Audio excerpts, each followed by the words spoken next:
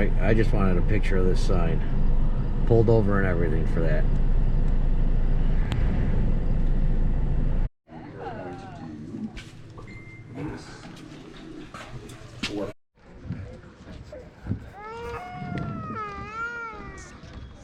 Getting on one of these, I guess.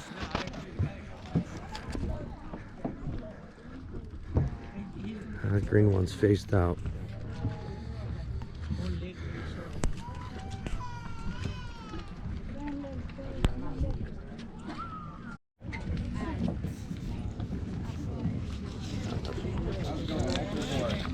You're good, I remember. Yeah. I'll be there. Hi, how's it going? Welcome. How many in your guys' is five adults and a baby? Yep, I'll take that 5 adults and a baby. Alright. That's it for my Sorry, I'm playing with this No thing. problem, yeah? Yep. Okay. Over here.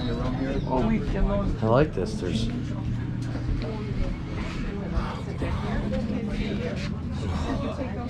everybody back here. Yeah. We can move seats around. I decided to take the blue one instead of the green one. Thank you.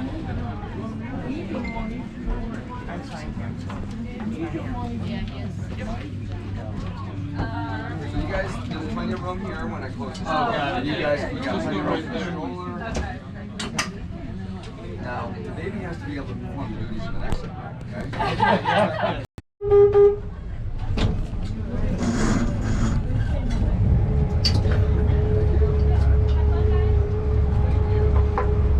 All right, folks. Well, good morning and welcome aboard. It's still morning by a little bit. My name is Tom. I'm going to be your tour guide and captain for the next hour. So if you guys have any questions, you can feel free to give me a shout, throw something at me, anything you want to do to get my attention. Video Has anybody recording. taken the boat ride before? Okay, a couple people, so welcome back.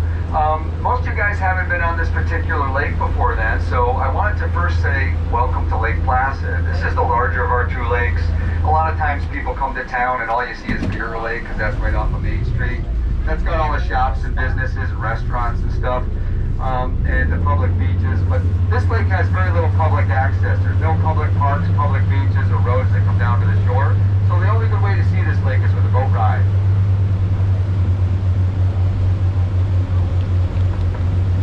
Give you some basic information up front. The lake itself is about 5 miles long and 2 miles at its widest point. It's a natural lake formed by the glaciers during the last ice age. So it's fairly deep. The average depth is about 50 feet. The deepest spot's about 170 feet. Now, kind of an overview. I'm going to talk a little bit about the lake and the mountains, a little bit of local history, but by all means, guys, if you have anything of interest you want to know about, you can feel free to ask a question or anything like that. One of the highlights of the tour is there's some very nice summer homes along the shoreline. In the Adirondacks, we call almost any kind of lakefront residence a camp. Now, I don't know about you guys, but when I was growing up, a camp was something very simple, small, and rustic. Maybe no running water or a little tent platform. Yeah, but the property values sure have gone up in places like this, especially after this little village hosted 2 Winter Olympics. So this is a very prestigious lake down the summer home. Most of these are by a gentleman who has a bunch of multinational insurance companies that are publicly traded on Wall Street. Now this gentleman also has homes in Greenwich, Connecticut, down in Florida. Pretty busy guy, so we only see him up here about 3 weeks out of the whole year, which is pretty crazy. Some guy that owns a house over there. This place that's worth a little more than $15 million. Now I don't know about you guys, but if I had a place like that, you'd have a hard time getting me away from it, right? But his caretakers have told me don't worry a bit about the owner not using it much because they get to hang out and enjoy the place. Nothing's going away. Alright, I'll see you later. I'm making a video. So that's a little bit unusual. You got a really big place that doesn't get used a lot. Most of these summer homes get used almost continuously, at least for July and August. The guy owned the whole, or ran the whole Verizon phone company, rather. Now the story goes when he first came up here about 20 years ago to Some guy that owns Verizon for his beautiful camp, he was pretty disappointed that he couldn't find a very good cell phone signal. Can you imagine that? You're running Verizon and you can't find a cell phone signal.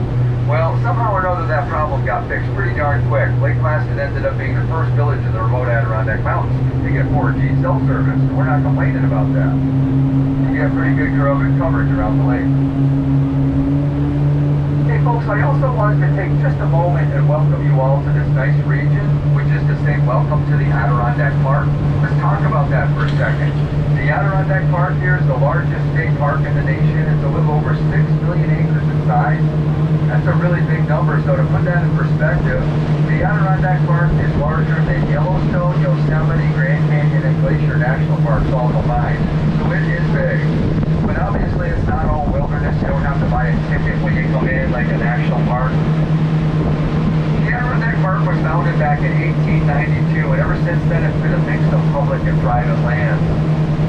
Today, as we speak, about 48% of the Adirondack Park, or just under half of it, is state protected forest reserve. That peninsula we've been talking about, those are all nice places you can drive your car to, and some have year-round capability. But if you want to look off to your right for a moment, I wanted to introduce you to the first of our 3 islands.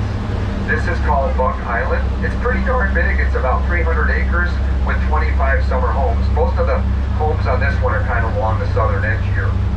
Now these are all going to be strictly seasonal. You know, they don't really have any insulation or big heating systems to use year round. They get opened up in the spring, used all summer, and they'll get closed up for the winter in about a month or so. Over to the right is one of the most famous camps on Lake Placid. This is called Cram Sunshine. This is the former summer home of the late great singer-entertainer Kate Smith. We get a lot of younger folks on board nowadays, so I just like to let them know that Kate Smith was a super popular American singer. To this day, Kate's got the best-known version of the song God Bless America, which they traditionally play at the 7th-inning stretch Yankees games and the home games of the Philadelphia Flyers, also at our 4th of July fireworks, which is pretty cool. Now, it wasn't all fun and games when she was coming up here for her annual 3 months of summer vacation. She had a weekly radio program that she was doing. Right side of the boat for the remainder of our journey into the afternoon. All of that's going to be island property as we go around the rest of Bunk Island and the other 2. And everything on the left is going to be mainland. Right now we're exiting the Sunset straight into the other large open part of the lake. We call this the West Lake. I'm going to bring you guys over to the other side because there's a lot of cool stuff to look at. But while we're making our way over there, it gives me a few moments to tell you just a bit more about the lake and the water quality. I don't know if you folks knew it, but Lake Placid is renowned for its exceptionally clean, pristine water. This lake has the highest water quality rating available for the state of New York, AA Special. The main reason the lake is so clean is number one, it's almost entirely spring-fed by crystal clear springs in the north end that pump cool spring water into the lake to the tune of about 1 million gallons a day. Second thing, there's very little development along the shoreline. This is a high alpine lake, so you don't get any water treatment plants draining into it, no agricultural road runoff or any of that junk, so super clean water. Not surprisingly then, this is the municipal drinking water source for the village. So if you guys have had a shower, bath, or a glass of tap water, you've already sampled a little bit of the lake. Down there to the left, you'll see a little bridge that goes over the dam. That's the only spot where the water goes out of the lake. That's not a road bridge, that's just a little footbridge.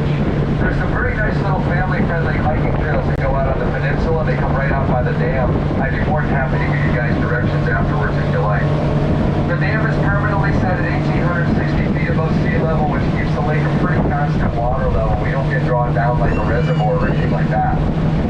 You'll notice that most of these docks and boathouses are permanent features, so they really wouldn't work very well if the water went up and down. And right now we're enjoying kind of a nice, early September day, but what do you think this view looks like and feels like in January? A little different? Yeah, the lake does freeze over completely in the wintertime. I still get about 1 to 3 feet thick. And then every spring we have a little contest to see who can most closely guess the so-called ice out day, when all the ice melts out of the lake. Over to the right is a loon in the water. Can you see the loon? They're very skittish birds, which means that one has probably got a young one underneath. It keeps on looking down underneath. Some sort of duck in the water. They just finished their nesting, so they probably have a little one nearby somewhere.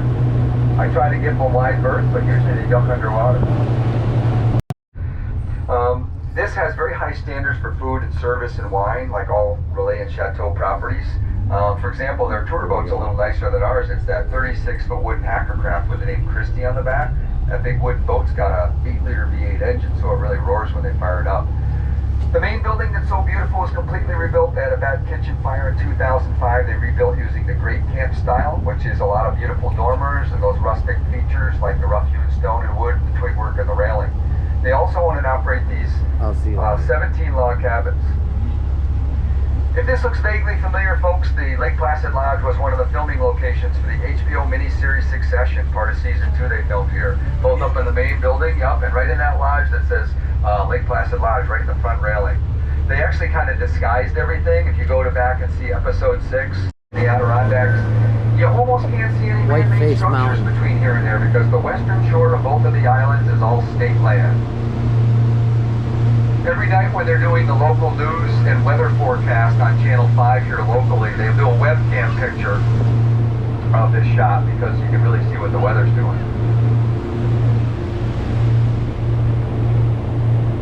Over to the left of us is kind of the end of the paved road, and then these last 6 camps all have private driveways that come into them. Look at somebody's being pretty fancy over there on a paddleboard. She's doing a little spin. She almost went in. Oh,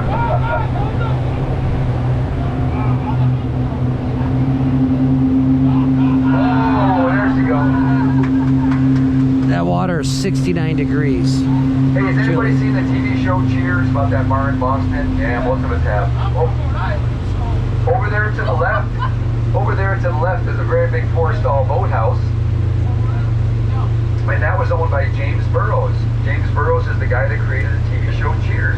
He also did a bunch of episodes of Will and Grace and Mike and Molly. Hey, for the gentleman from Rhode Island, keep that thought in mind because there's somebody that has a place from Providence coming up pretty soon. We'll tell you later. Hey, the last one you can actually drive your car to on this side of the lake is that nice little copper roof boathouse. You see that over there? Look at the way they got the cedar trees they use for the up. Let's take a little break from the high-end real estate. If you guys would like to see the 2 tallest mountains in the state, look off to the right. I've just positioned the boat, so if we look to the right, we're looking due south. This is one of my favorite views of the high peaks.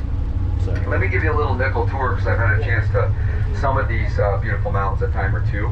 Right about the center of our field of view, the one that doesn't have any clouds, that would be Mount Marcy. Marcy is the tallest point in New York State, 5,344 feet tall. That's the one right between the two right there? Yeah, Marcy's the dome-shaped one with no clouds. Okay. Oh, with no clouds. Right, no clouds. You scroll to the right of that, you're going to see a smaller mountain with some gray patches on it. That's called Mount Colden. It's a little bit shorter and it's very, very steep. So those are where slides or landslides. Wow, that's the Adirondack Mountains right there. Wow. And to the right of that, you see the one with all the clouds around it is Algonquin Mountain. You can't quite see the top of it. That's the second highest mountain in the state.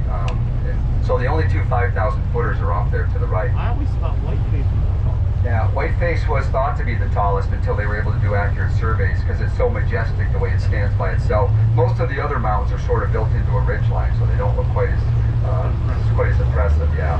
Anyway, guys, you probably know that the 46ers are all around us. That's the shorthand we use for the 46 mountains, originally surveyed to be over 4,000 feet tall. Many of us like to hike all those high peaks a time or two and join the 46er club. Personally, that endeavor only took me about 19 years to get my first round of 46ers done. And then they found out last summer that 2 young ladies in their 20s hiked all 46 high peaks in a matter of 3.5 days, setting a speed record. Oh that's a little fast for me. That's crazy. Hey, let's swing back to the left for a minute. This is called Camp As You Like It, the first of the many boat access properties. Look to the left and right of these rustic buildings. You're going to see nothing but trees for about 1,000 feet on either side. This family bought a huge parcel of land in the 1890s. They didn't want any encroachment of development or any roads behind their camp. What they did is they basically deeded a big chunk of their land behind them over to the State Forest Preserve to become forever wild. So they really don't have any building or roads behind them. You'll notice a for sale sign right there. The last of the McCutcheon clan that's owned this place for about 120 years just passed. This is a huge property, the biggest I've seen for sale on this lake in years and years. It's 2,200 feet of shoreline and 150 acres on the mainland and 2 acres on the island. It's listed for a mere $10.75 million, but I think if we pass the hat on this full boat, we might be able to get them down to 9.9. All kidding aside, the shoreline immediately adjacent to us It's forever wild. It runs right up to the hills and beyond, and that's why you can't build any road beyond this point. That's why from here on up, these are going to be strictly boat access only, or water access, whatever you want to call it. You said that one was... They use their boat to go back and forth. Yeah, good observation. There's quite a bit of fall colors going on there, guys. Can you see that? Look at the tops of these trees. Particularly in this area, you see the sugar maple starting to get a little bit of that magenta or purplish color, and the beech and birch trees are starting to give you some of that amber and bright yellow. That's not uncommon. You know, we're about 2,000 feet above sea level in the northern Adirondacks with a short growing season. So within about 3 weeks is when we're going to be at peak fall foliage, which is probably a lot earlier than when you guys are visiting from.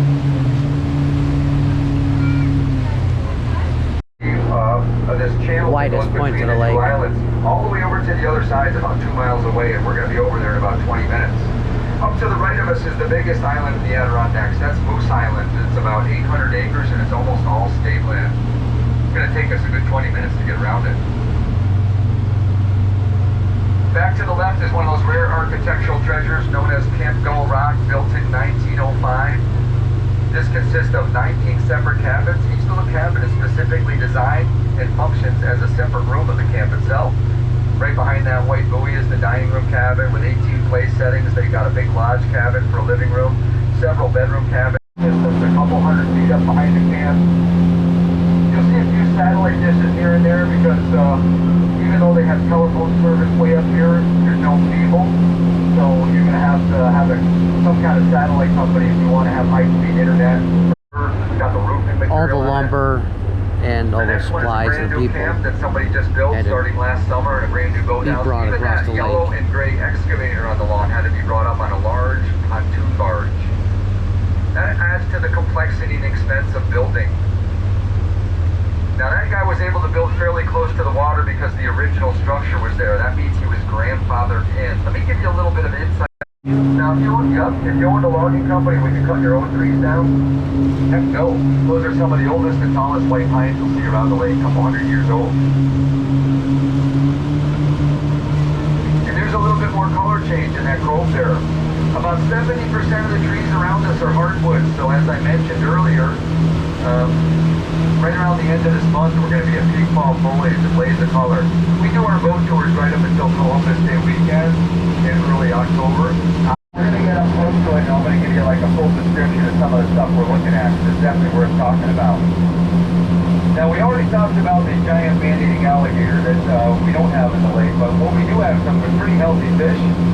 This is deep, cold, clean waters. It's a wonderful habitat for trout. Lake trout are the biggest fish in the lake, and they can get 20, 25 pounds or more. Got some newspaper clippings in our lobby that talk about a 32-pound, 40-inch long lake trout pulled out here in 1986. That's a really big fish. Stretch your arms out. That's huge. We also have brook trout, brown trout, smallmouth bass, rock bass, and yellow perch. So nothing that's going to hurt you in the lake.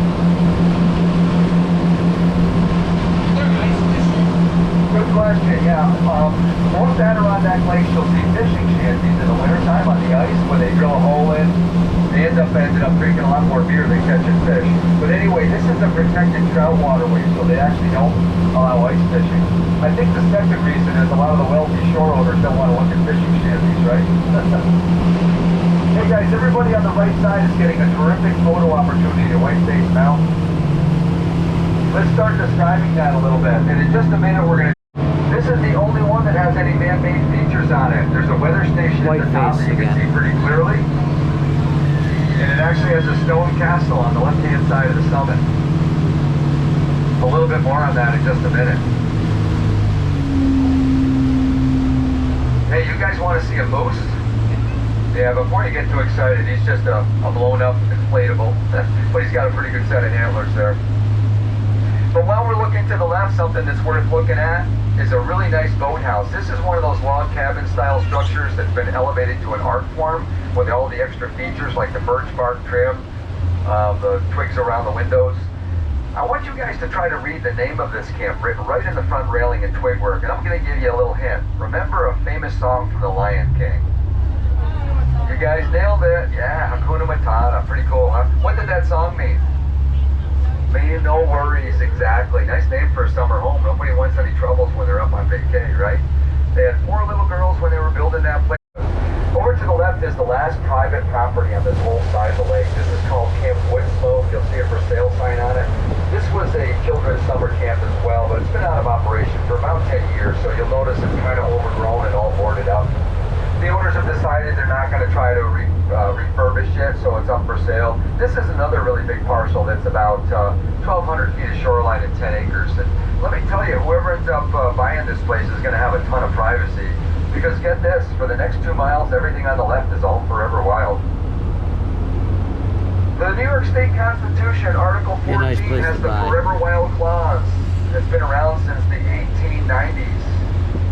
Forever wild basically states that land so designated can never be bought, sold, leased, developed, no trees cut down or removed. So basically the forever wild lands are just the way it sounds. It kind of reverts to primitive status. Most of this is 2nd or 3rd or 4th generation growth though, because the Adirondacks were pretty heavily logged in the 1800s. And right now everybody on the left is getting an awesome view of Whiteface.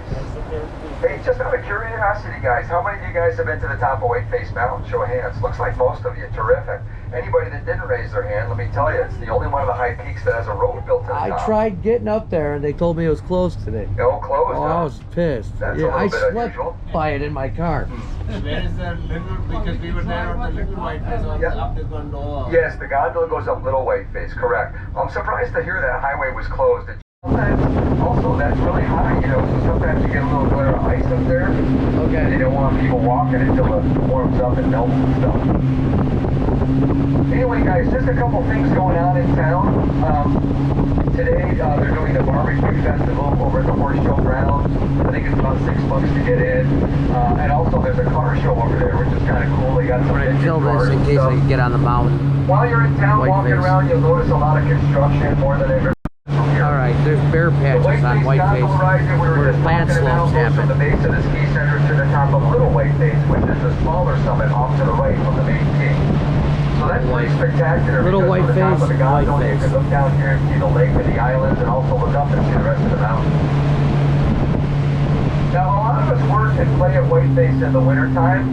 We have a pretty perfect, right? Yeah.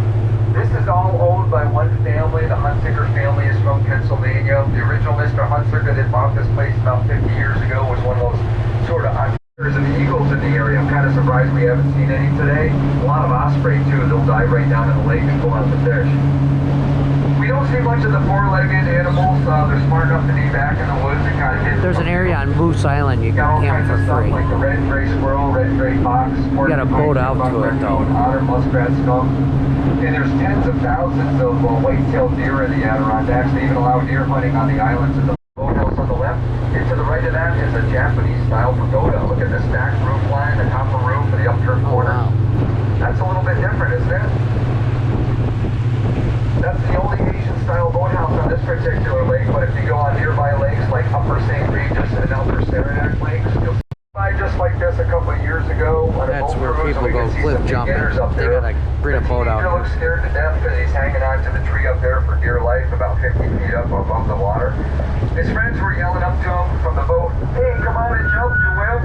I guess the guy got tired of all the teasing. He does a big running jump, falls 60 feet, lands with a really awkward landing and a big splash. So we're all clapping for him in the tour boat, and then we could faintly hear him saying, "Ow."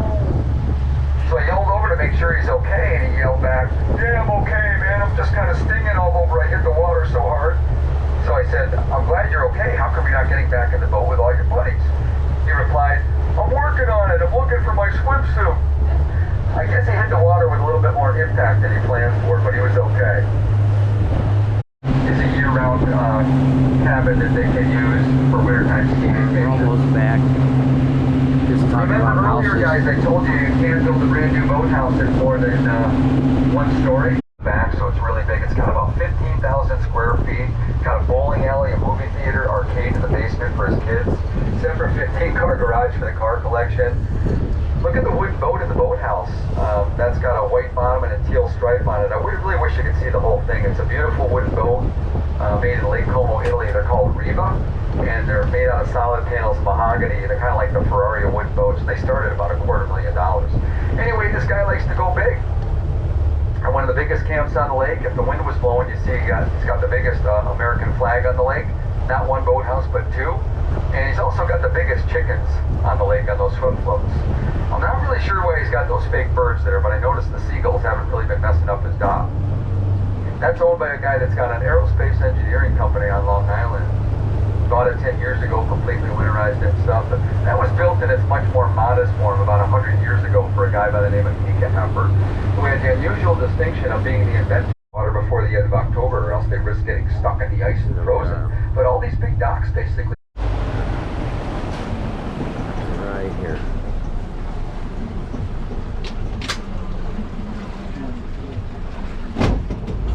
All right, and that concludes this.